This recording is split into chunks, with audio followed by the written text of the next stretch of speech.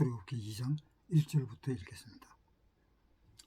레위 족속 중 한 사람이 가서 레위 여자에게 장가 들었더니 그 여자가 잉태하여 아들을 낳아 그 준수함을 보고 그를 석 달을 숨겼더니 더 숨길 수 없이 되매 그를 위하여 갈상자를 가져다가 역청과 나무 진을 칠하고 그 아이를 거기 담아 하숫과 갈대 사이에 두고 그 누이가 어떻게 되는 것을 알려고 멀리 섰더니 바로의 딸이 목욕하러 하수로 내려오고 시녀들은 하숫가에 거닐 때에 그가 갈대 사이에 상자를 보고 시녀를 보내어 가져다가 열고 그 아이를 보니 아이가 우는지라.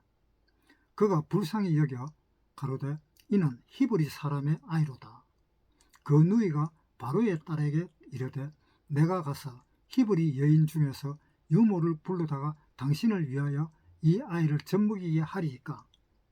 바로의 딸이 그에게 이르되 가라.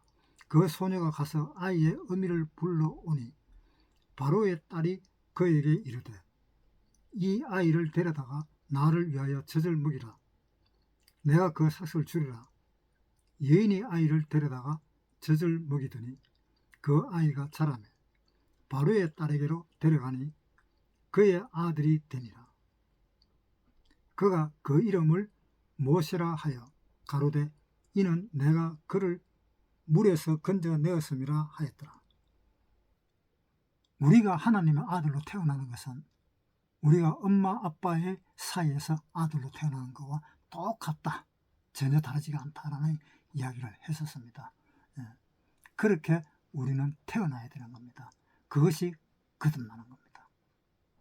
그 이야기를 지난주에 했고요. 자, 그러면 하나님의 말씀으로서 우리가 태어나고 또 태어나고 난 뒤에 그 다음에 우리는 어떻게든 간에 너희는 먹든지 마시든지 무엇을 하든지 다 하나님의 영광을 위해서 하라 하는 그 일을 열심히 해야 되는 것입니다. 일을 안 하면 안 되는 겁니다. 그런데 구원받은 사람이 일을 안 한다고요? 그러면 안 되지요. 그리고 구원받은 것은 하나님의 그 법칙에 의해서 그대로 구원을 받는 것이 이어지는 겁니다. 그 법칙에서 벗어나면 안 되는 거예요. 그래서 우리가 부모의 몸에서 태어나듯이 우리도 하나님의 몸에서 태어나야 되는 것입니다. 우리가 하나님 몸에서 태어나는 겁니다. 구원받는다는 것은. 하나님은 뭐로 존재를 합니까? 요한복음 1장에 한번 보세요. 요한복음 1장 1절 읽겠습니다. 태초에 말씀이 계시니라. 이 말씀이 하나님과 함께 계시니 이 말씀은 곧 하나님이시니라. 태초에 말씀이 계셨다. 이 말씀이 곧 하나님이시다. 그러니까 태초에 하나님이 계실 때 말씀으로 계셨던 거예요. 하나님은 말씀으로 계셨던 거예요. 그 말씀이 곧 하나님이시니라. 그 말씀이 하나님이신 거예요. 우리가 하나님한테 태어나는 것은 어디에서 태어나야 되는 겁니까? 하나님의 말씀에서 태어나야 되는 겁니다. 한번 보세요. 야고보서 1장 18절. 그가 그 조물 중에 우리로 한 첫 열매가 되게 하시려고 자기의 뜻을 쫓아 진리의 말씀으로 우리를 낳으셨느니라. 진리의 말씀으로 우리를 낳았다. 그러니까 우리가 하나님 앞에서 태어나는 것은 진리의 말씀으로 태어나는 겁니다. 왜? 하나님이 말씀이시기 때문에. 우리가 부모의 몸에서 태어나는 것도 마찬가지입니다. 부모의 몸에서 태어날 때에 육신으로 태어났습니다. 왜? 우리 부모님도 태어날 때에 육신으로 태어나셨기 때문에 나 역시 육신으로 태어나야 됩니다. 그런데 우리가 하나님의 아들로 태어나는 것은 육신으로 태어나서는 안 되는 거예요. 안 됩니다. 그건. 말씀으로 태어나야 되는 겁니다. 그래서 말씀으로 태어나가지고 우리가 하나님의 아들이 되는 것이지. 왜? 하나님이 말씀이시니까. 그러니까 그 법칙은 똑같습니다. 육신으로 태어나는 거나 영으로 태어나는 거나 똑같습니다. 그래서 말씀으로 태어나지 않는 사람은, 아는 사람은 하나님의 자녀가 아니지요. 우리가 집에 있는 부모의 자녀가 되려면 육신으로 태어나야 됩니다. 왜? 우리 부모가 육신이었으니까. 우리 부모가 육신이었으니까 나도 육신으로 태어나야만이 그 집안의 아들로서 태어나는 것이잖아요. 자, 그러면 이제 그것을 머리 염두에 두고 출애굽기 2장 1절부터 보겠습니다. 레위 족속 중 한 사람이 가서 레위 여자에게 장가 들었더니 그 여자가 잉타의 아들을 낳아 그 준수함을 보고 그를 석 달을 숨겼더니, 레위 족속 중 한 사람이 레위 여자에게 장가를 갔습니다. 레위 여자에게 장가를 갔는데 그만 임신을 했습니다. 물론 장가 가면 또 임신을 해야 되고요. 임신을 했는데 그것도 여자를 놓으면 살 수 있었는데 해필 남자를 낳아가지고 이게 골치 아프게 생긴 겁니다. 왜? 출애굽기 1장 16절을 보겠습니다. 1장 16절. 가로되 너희는 히브리 여인을 위하여 조산할 때에 살펴서 남자여든 죽이고 여자여든 그는 살게 두라. 그러나 산파들이 하나님을 두려워하여 애굽 왕의 명을 어기고 남자를 살린지라. 이 애 하나 때문에 얼마나 골치 아프게 생겼어요. 조선원이 둘이 있으니까 왕한테 만약에 이러한 일들이 들킨다면 조선원 둘이 모가지 날아가겠지요. 그 다음에 또 산모가 아들을 낳았다는 것이 발각되면 그 아들도 죽지요. 죽이라고 했잖아요. 그러니까 그 애 하나를 위해서 생명이 몇 명이나 달려 있습니까? 조선은 둘이는 일단 달려 있습니다. 거기다가 애의 자기 생명까지 하면 3명이 모가지가 날아갑니다. 그런데 딸을 놓으면 어때요? 아무렇지도 않아요. 그런데 하나님은 골치 아프게 아들을 낳게 했다 이 말입니다. 아들을 놓고 딸을 놓고 하는 것은 누구의 마음대로 되는 겁니까? 사람의 마음대로요? 아닙니다. 그 아들이 낳는 그 아들까지도 하나님의 수중에 들어있는 겁니다. 하나님이 선택을 하는 겁니다.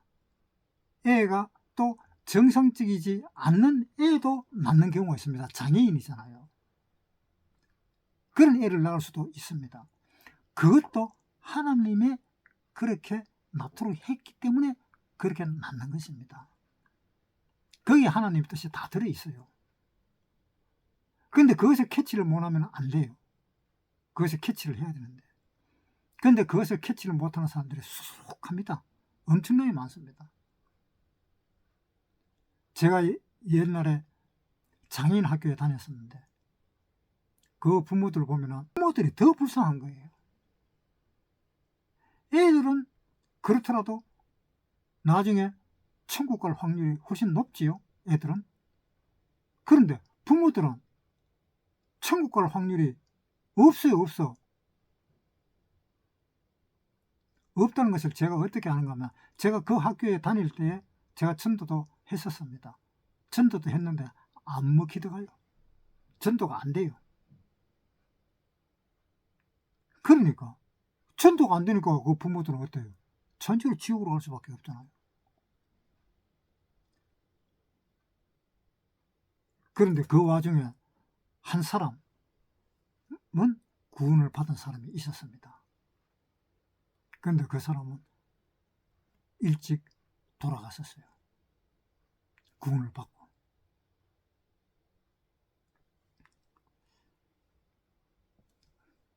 자, 2장 1절부터 읽을게요. 레위 족속 중 한 사람이 가서 레위 여자에게 장가를 들었더니 그 여자가 잉타하여 아들을 낳아 그 준수함을 보고 그를 석 달을 숨겼더니. 자, 우리라고 생각을 한번 해봅시다. 우리가 결혼을 해서 애를 낳았어요. 이 바로 왕이 남자애를 낳으면 죽이라. 산파한테 그렇게 이야기하고. 그랬는데 고마 애를 남자를 낳아버렸어요. 조선원이 올까봐 겁나요. 오히려 조선원이 와서 아들이네? 그럼 죽여야지. 이래 되면 얼마나 골치 아픕니까? 그런데 이 조선원이 어떻게 이야기를 하는가 하면 왕한테, 왕이 보고 아들 놓고도 잘 살고 있으니까 왕이 하는 말이 산파들한테, 왜 너는 내 말을 안 듣냐? 그러니까 산파들이 하는 말이, 아유 히브리 여인은 애굽 여인하고 달라가지고 아주 건장하고, 그래서 우리가 애를 낳는다 하는 소리를 듣고 달려가면 그때는 벌써 알을 다 낳아버렸어요. 이 사실 그럴까요? 아니잖아요. 그 거짓말이잖아요. 거짓말로 둘러댄 거예요. 그러니까 바로 왕은 그것이 진짠가 해서 속아 넘어갔고, 산파는 거짓말을 했고, 그러니까 거짓말하는 이 산파를 하나님은 어떻게 했어요? 오히려 거짓말 했다고 복을 줬어요. 한번 보세요.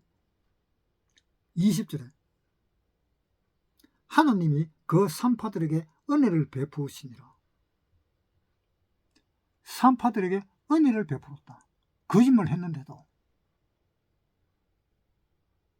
성경에 보면 거짓말 하는 사람은 천국 못 간다고 그랬어요. 한번 봅시다. 요한계시록 22장 15절. 개들과 술객들과 행음자들과 살인자들과 우상숭배자들과 및 거짓말을 좋아하며 지어내는 자마다, 거짓말을 좋아하며 지어내는 자마다 성 밖에 있으리라. 천국 못 들어가잖아요. 그런데 이렇게 천국 못 들어갈 이 산파를 하나님은 은혜를 베풀었다. 이 어떻게 이렇게 될 수가 있어요? 십계명에도 있습니다. 십계명에 한번 볼게요. 출애굽기 20장 16절. 내 이웃에 대하여 거짓 증거하지 말지니라. 이웃에 대해서 거짓 증거하지 마라. 거짓말 하지 마라 이 말입니다. 이 거짓말 하면 어떻게 돼요? 지옥 가잖아요. 거짓말 하면. 한번 봅시다.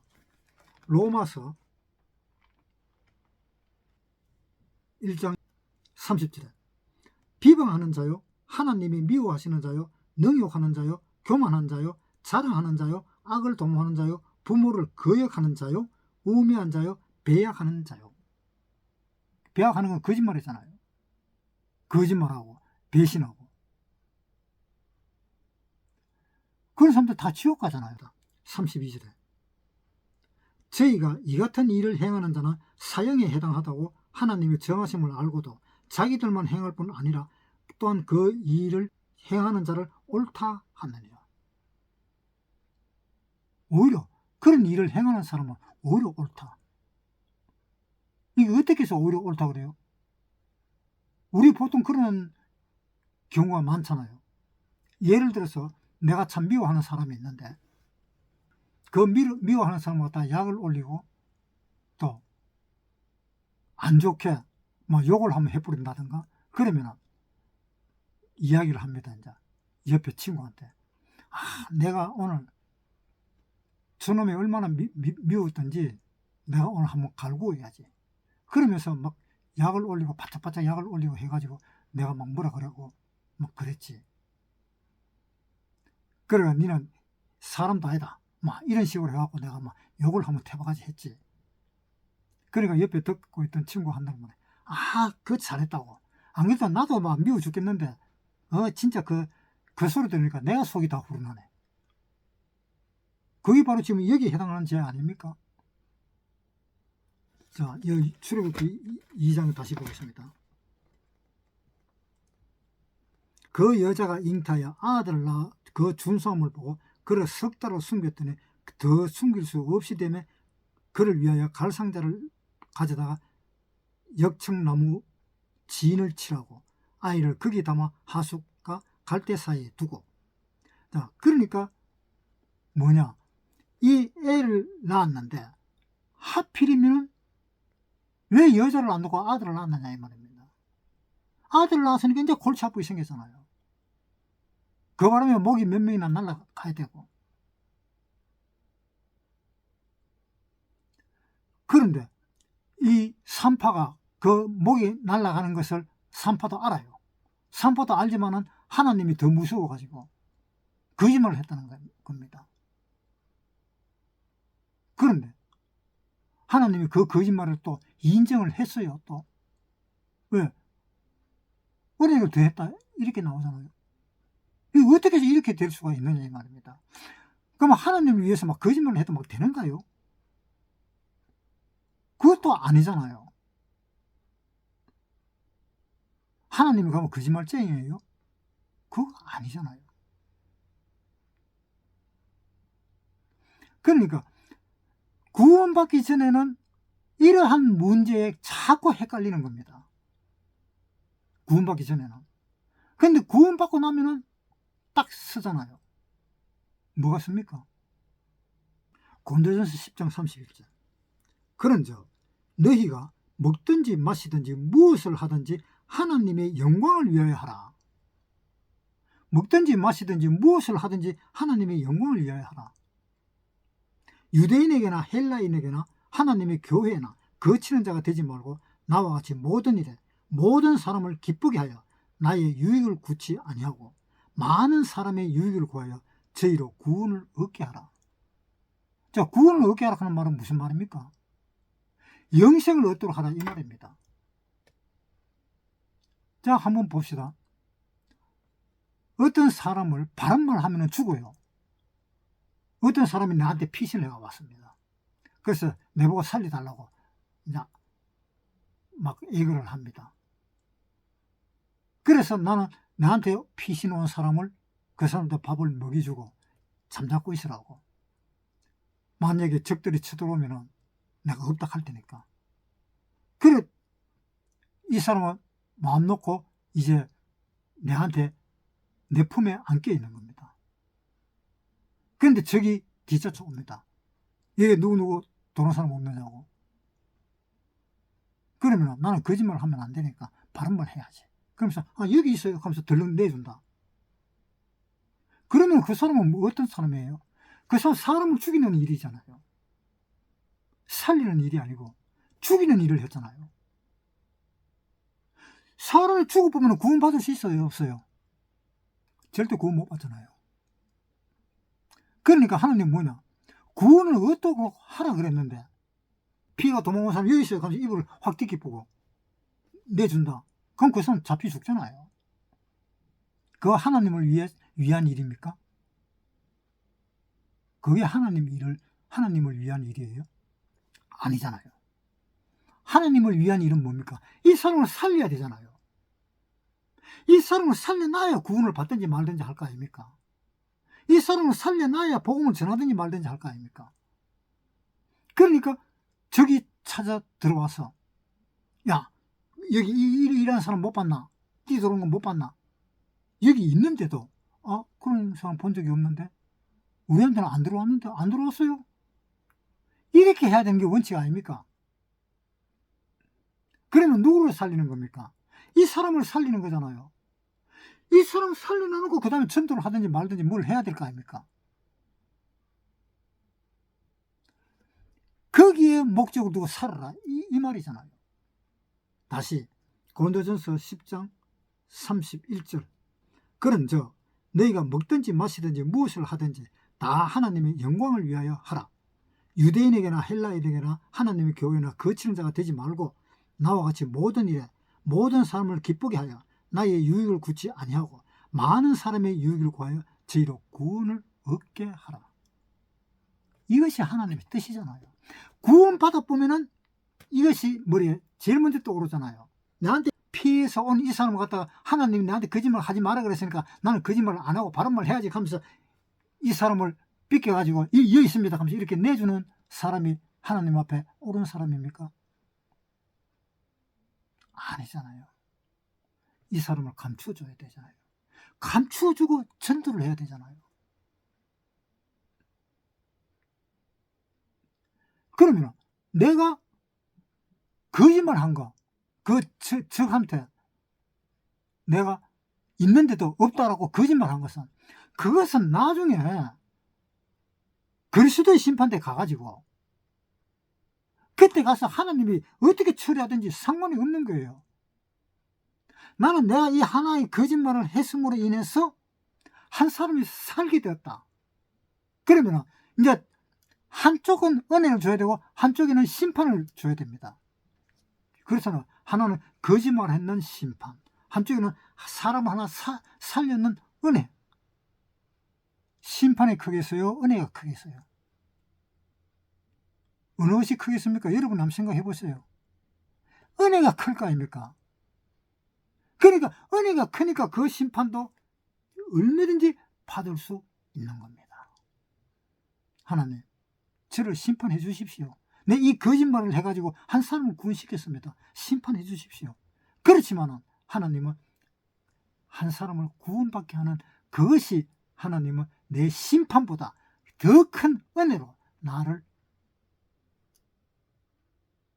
이끌어 가실 것입니다. 그렇게 믿잖아요. 로마서에 한번 보세요. 8장 17절. 자녀이면 또한 후사, 곧 하나님의 후사요 그리스도와 함께한 후사니 우리가 그와 함께 영광을 받기 위하여 고난도 함께 받아야 될 것입니다. 자, 영광을 받기 위해서는 고난도 받아야 돼요. 자, 보세요. 내가 한 사람을 전도를 해서 그 한 사람으로 인해서 내가 영광을 받습니다. 그 영광을 받는데 고난은 뭡니까? 네와 이 사람한테 데리고 있으면서 안 데리고 있다고 거짓말 했느냐? 나는 그 척한테 고난을 받고, 또 하나님한테도 너는 왜 거짓말을 했어? 하는 거짓말한 심판을 받고 고난도 받습니다. 그러나 그 고난도 받지만 그 영광이 더욱 크다 이 말입니다. 18절. 생각건대 현재의 고난은 장차 우리에게 나타날 영광과 좋게 비교할 수 없다. 지금 내가 고난을 받는 것은 앞으로 나타날 그 영광에 비해서 비할 것조차도 없다. 그러니까 우리가 받는 고난은 아무것도 아니다. 비교할 수조차 없다. 그 영광과. 그러니까 나한테 피신해 온 그 사람을 숨겨주고 난 뒤에 전도를 하고, 그래서 한 사람을 살리면 그것이 얼마나 큰 겁니까? 그 영광이. 한번 보세요. 그 영광이 얼마나 큰가 봅시다. 다니엘서 12장 3절. 지혜 있는 자는 궁창의 빛과 같이 빛날 것이요 많은 사람을 옳은 대로 돌아오게 한 자는 별과 같이 영원토록 비치리라. 많은 사람을 옳은 대로 돌아오게 하는 사람은 별과 같이 영원히 비친다 그랬어요. 그러나 그 받는 고통은 별거 아니다는 겁니다. 그 고통 얼마든지 참을 수도 있다는 것입니다. 예수님이 그랬잖아요. 예수님이 이 세상 사람을 다 구원을 하게 하기 위해서 예수님은 자기 몸까지도 바쳐버렸습니다. 내 한 몸을 희생함으로 인해서 수만 수억 명이 구원을 받게 된다면 내 몸 하나는 버리겠습니다. 그 마음이 바로 우리가 구원받고 가졌던 그 마음입니다. 자, 그러니까 구원받고 나면은 어떻게 해야 돼요? 일을 해야 돼요. 가만히 있으면 안 돼요. 무슨 일이든지 해야 됩니다. 자, 출애굽기 2장 보겠습니다.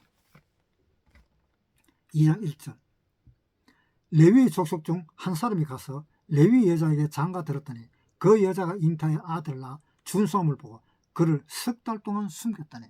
자, 이 한 아들을 낳았습니다. 이 한 아들을 낳았는데 이 아들이 구원을 받게 하려면 일단 숨겨주고 키워야 되잖아요. 그런데 이 아들을 낳아갖고 이거 참 골치 아픈 애가 아들 버려. 그럴 부모 어디 있습니까? 그리고 그 애보 하는 말에, 야, 네가 딸로 태어났으면 편안하게 살 수 있을 건데 네가 아들로 태어나가지고 네 엄마 아빠 마음을 이렇게도 괴롭게 만드냐? 그렇게 애들한테 이야기하는 사람 있어요? 없습니다. 이 부모는 그 아들에게 온 힘을 다하고 정성을 다합니다. 애가 울락하면 울음소리가 바깥으로 나갈까봐 어떻게 조치를 하더라도 젖을 준다라든가 아니면 장난감을 준다라든가 아니면 톡톡 두드려 준다라든가 안 그러면 업어준다든가 안아준다든가 오만 별짓을 다 해서 키웠을 거예요. 왜? 울면 안 되니까. 울면 들통나잖아.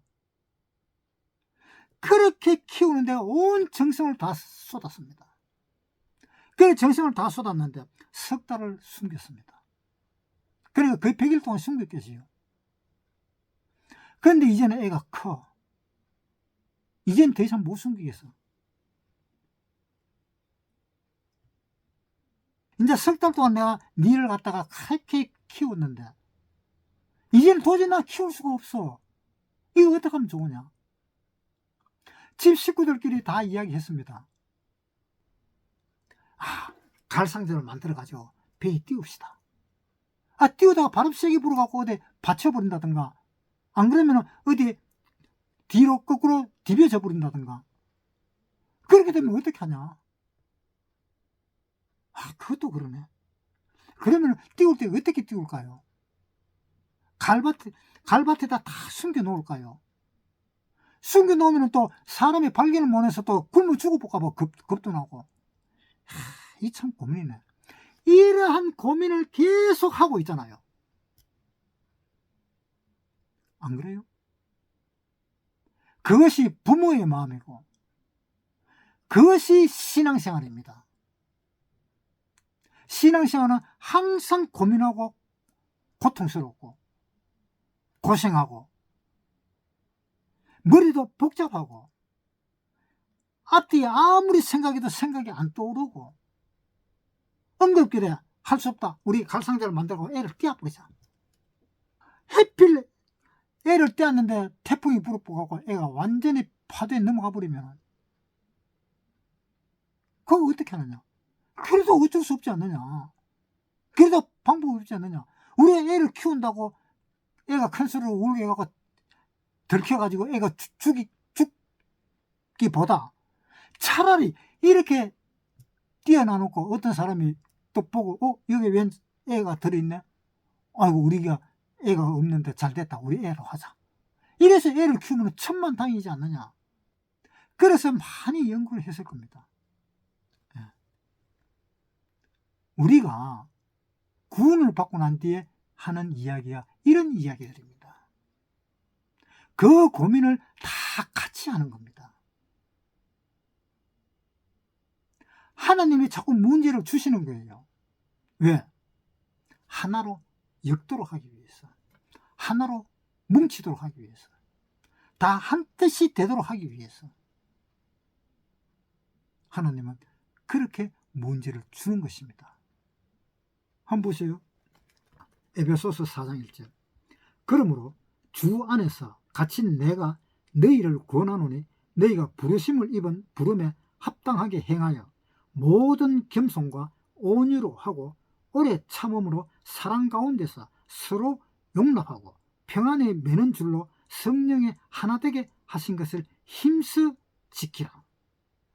몸이 하나요 성령이 하나이니 이와 같이 너희도 부르심의 한 소망 안에서 부르심을 입었느니라. 부르시는 그 한 소망 안에서 우리를 다 불렀다. 그래서 믿음도 하나요, 소망도 하나요, 사랑도 하나요.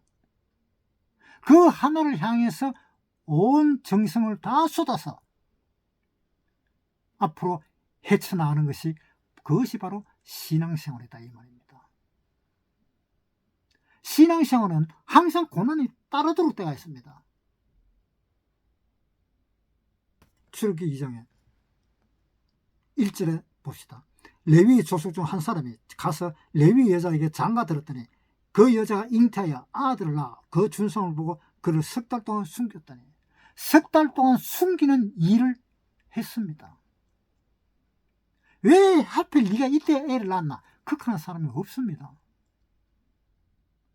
받아들입니다. 예, 애를 낳네. 참 이쁘네. 그거로서 만족합니다. 앞으로 생활에 대해서 이 애한테 온 정성을 다 쏟아야 되는 겁니다. 안 그러면 애가 죽어요.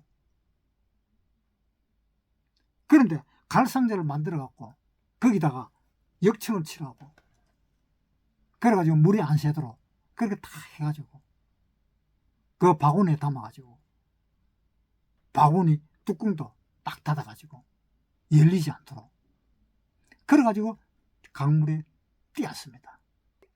띄워야 할 수밖에 없는 그런 상황이었어요. 부모가 자녀를 버리는 것이 아닙니다.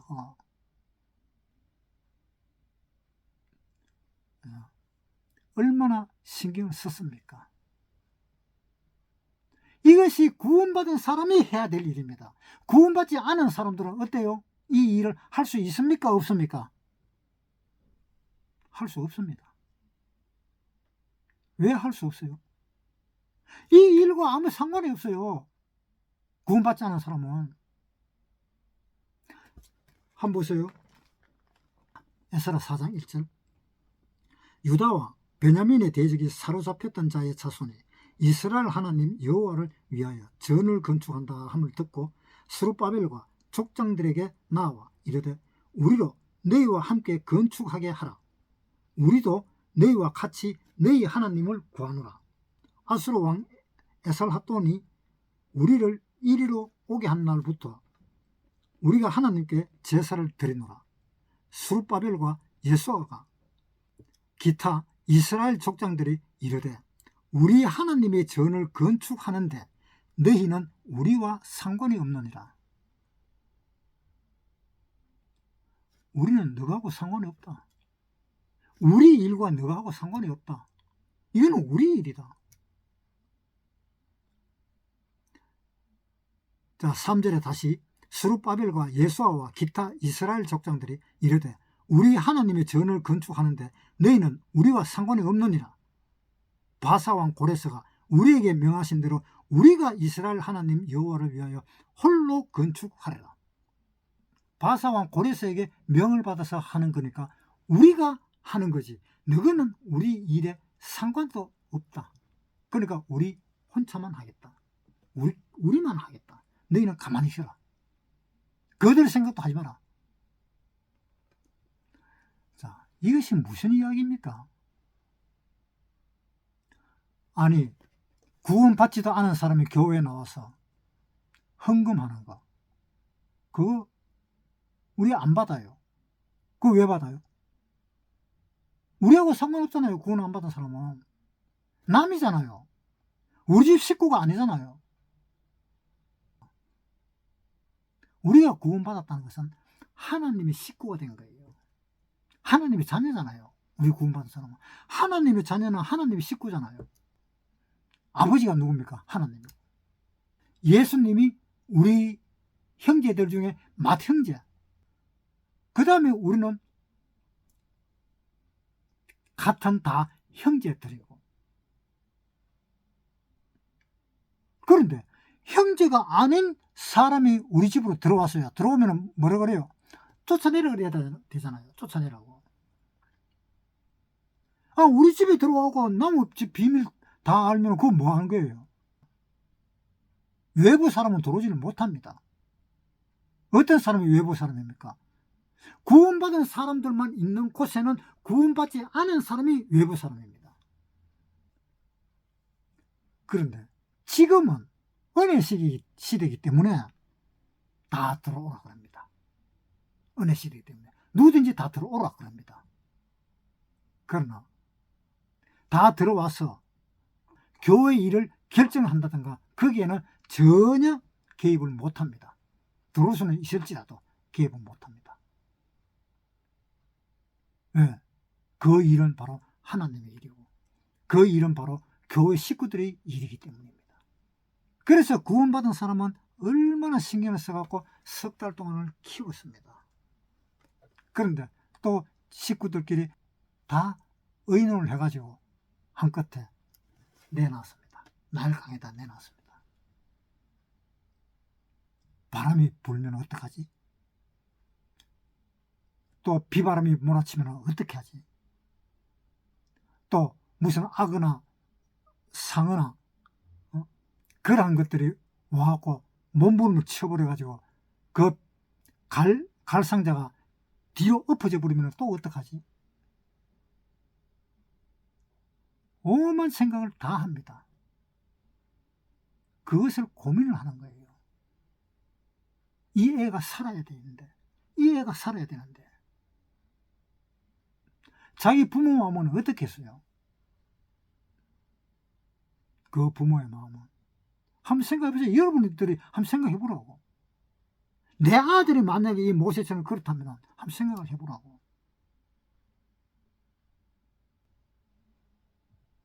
그렇게 힘들게 키우고 자나 깨나 앉아나 서나 애 생각밖에 안 하고 그렇게 키우는 그 애가 나중에는 키울 힘이 없어.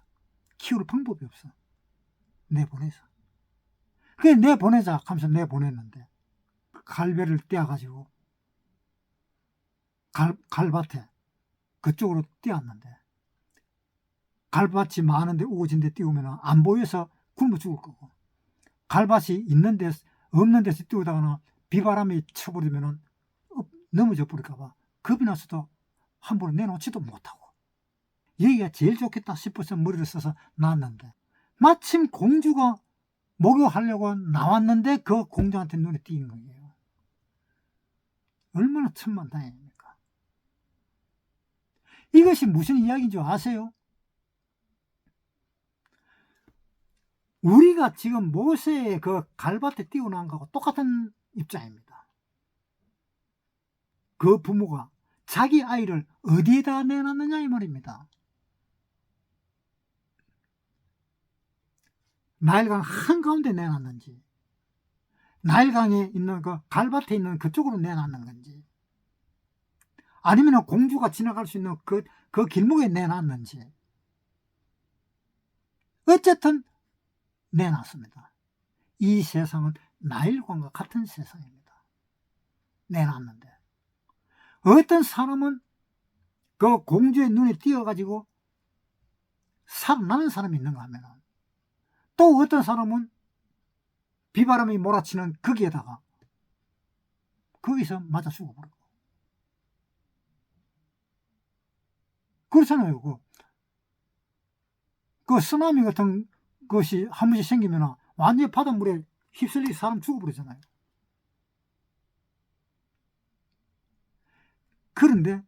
그런데서 우리가 태어난 것과 같다 이 말입니다.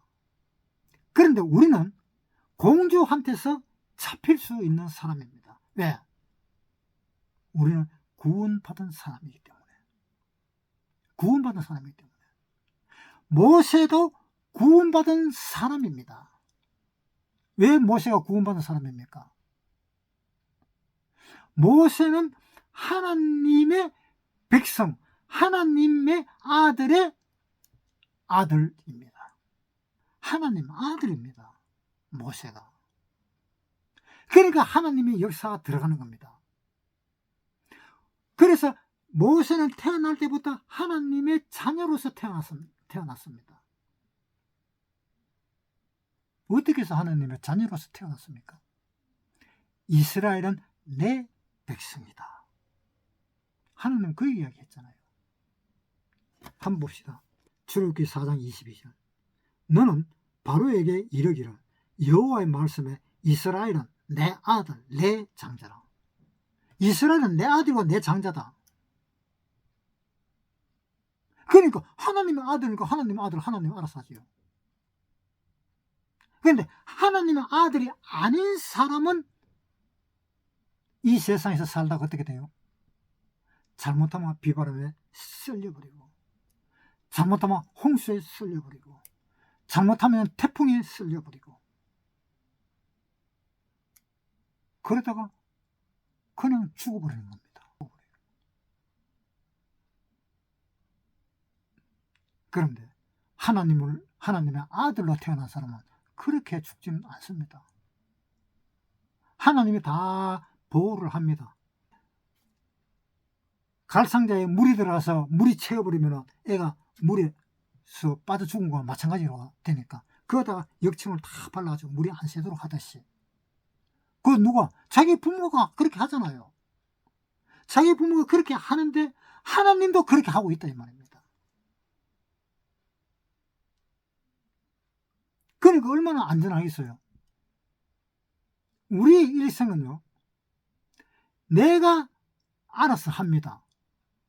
구원받은 사람은 내가 내 자신이 알아서 처리를 합니다. 그러나 거기에 또 누가 그렇게 또 처리를 합니까? 하나님이 알아서 또 처리를 하십니다. 양쪽으로 처리해요. 그러니까 얼마나 안전해요. 내가 알아서 처리하지. 거기다가 혹시 내가 잘 모르고 잘 처리를 못할 것 같으면 하나님이 또 처리를 하지. 양쪽으로 처리를 하니까 얼마나 안전합니까? 잠언 16장 1절부터 읽겠습니다. 마음의 경영은 사람에게 있어도 말의 응답은 여호와께로서 나느니라. 자, 마음의 경영은 사람에게 있다. 내가 알아서 다 처리한다 이 말입니다. 내가 알아서 처리하지만은 말의 응답이라는 건 뭡니까? 그 결론은 이런 이야기입니다. 그 응답은, 그 결론은 여호와께로서 나느니라. 하나님한테서 난다. 그러니까 하나님이 그 결론을 다 알아서 내준다는 이런 이야기입니다. 그런데 이게 구원받았다. 나 구원받을 때 아무 일도 안 해가지고 구원받았는데 뭐 구원받고 난 뒤에도 똑같이 뭘 그래? 그러니까 나 아무 일도 안 한다. 아무 일도 안 하고 굶어 죽어야지. 한번 보세요. 잠언 6장 6절. 게으른 자여 개미에게로 가서 그 하는 것을 보고 지혜를 얻으라. 개미는 두령도 없고 간역자도 없고 주권자도 없으되 먹을 것을 여름 동안에 예비하며 추수 때에 양식을 모으느니라. 게으른 자여 내가 어느 때까지 눕겠느냐? 내가 어느 때에 잠이 깨어 일어나겠느냐? 좀 더 자자, 좀 더 졸자, 손을 모으고 좀 더 눕자 하면 네 빈궁이 강도같이 오며 내 곰핍이 군사같이 이르리라. 이렇게 게으르면 안 된다 이 말입니다. 열심히 하라는 거예요. 구원받은 사람은. 구원 안 받은 사람은 구원받기 위해서 뭐 할 일은 없잖아요. 구원받기 위해서. 왜? 너희는 먼저 그의 나라와 그의 의를 구하라 그랬기 때문에. 한번 보세요. 마태복음 6장 31절. 마태복음. 그러므로 염려하여 이르기를 무엇을 먹을까, 무엇을 마실까, 무엇을 입을까 하지 말라. 이는 다 이방인들이 구하는 것이라. 너희 천부께서 이 모든 것이 너희에게 있어야 할 줄을 아시느니라. 너희는 먼저 그의 나라와 그의 의를 구하라. 그리하면 이 모든 것을 너희에게 더하시리라. 자, 뭘 먹을까, 뭘 마실까, 뭘 입을까, 그거 걱정하지 마라. 먼저 걱정할 것이 뭐냐? 하나님의 의를 구하라. 그것이 먼저다. 그 이야기를 지금 하고 있잖아요. 구원 안 받은 사람한테는 자기 자신이 하나님을 구하는 것이 제일 먼저고, 구원받은 사람은 절대로 게을러서는 안 된다. 개미에게 가서 그 하는 것을 보고 지혜를 얻으라. 부지런해라. 뭘 하더라도 부지런해라. 그렇게 해야만이 모세가 살 수가 있다 이 말입니다. 그렇게 하는 사람한테 하나님은 더욱 어떻게 해요? 구원받은 사람을 더욱 보살펴 주는 거예요. 자, 내가 내 앞길을 내가 알아서 내가 처리를 하지. 또 뒤에서 하나님이 딱 보고는 여기가 좀 미비한데, 여기가 좀 잘못됐는데 그 부분을 하나님은 다 보호하고, 하나님은 딱 이거는 내 아들이라고 경계를 그어버리고 완전히 보호를 하고 있잖아요. 그런데 하나님의 아들이 됐다고 해서 자기 자신은 하나도 안 하고 놔도, 그럼 하나님 뭐라 그러겠어요? 야, 니 지금 뭐 하느니 그냥? 니 구원받았다고 해서 아무것도 안 하냐? 그러면 저 개미한테 가봐. 지금 그 이야기 하는 겁니다. 우리는 부지런해야 됩니다. 구원받고 나면은 부지런해야 됩니다. 보통 사람들의 10배는 더 부지런해야 돼요.